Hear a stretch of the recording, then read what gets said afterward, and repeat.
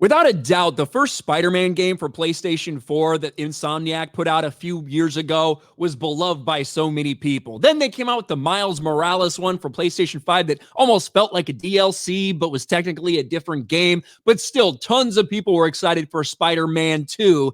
And some of those people have been let down a little bit, not because the gameplay was bad or anything like that, not because of the technical aspects of the game, but for the most part, a lot of people were complaining about the story, specifically how important Miles Morales was to the entire thing.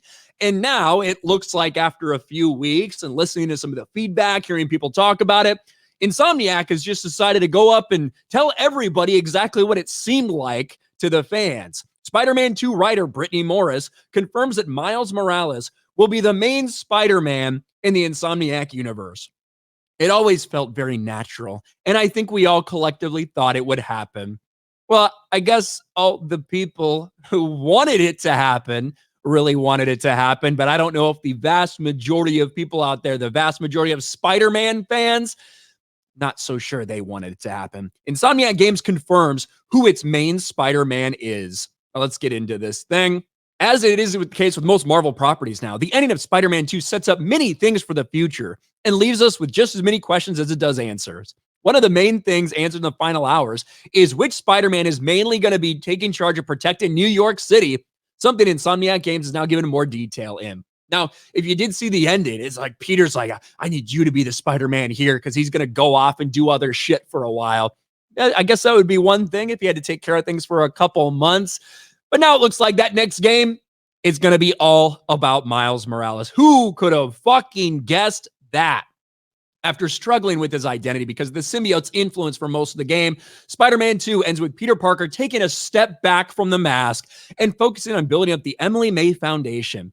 This leaves Miles as New York's only Spider-Man for a while, which is confirmed as he swings off to save the day while Peter remains in his house with MJ. Although it's a pretty concrete ending that made it clear Peter Parker was going to take a back seat, Spider-Man 2's narrative director, Ben Arfman, and advanced writer Brittany Morris have expanded on the ending more in a recent interview with Gizmodo.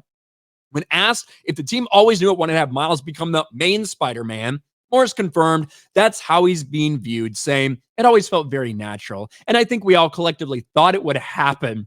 To me, it shows a great deal of evolution from Miles. At the beginning of the game, we see him struggling to figure out what he wants to do with his life.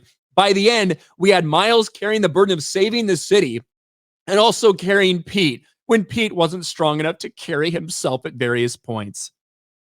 You know, the whole with great power comes great responsibility. I guess, Peter's been Spider-Man long enough. He might still have that great power, but he doesn't feel like he needs to take that responsibility anymore. Is that the message at the end of this? Is that the message for our current iteration of Spider-Man for Insomniac? I can't say this comes as a surprise. I was one of the people that loved the original Spider-Man game for PlayStation 4.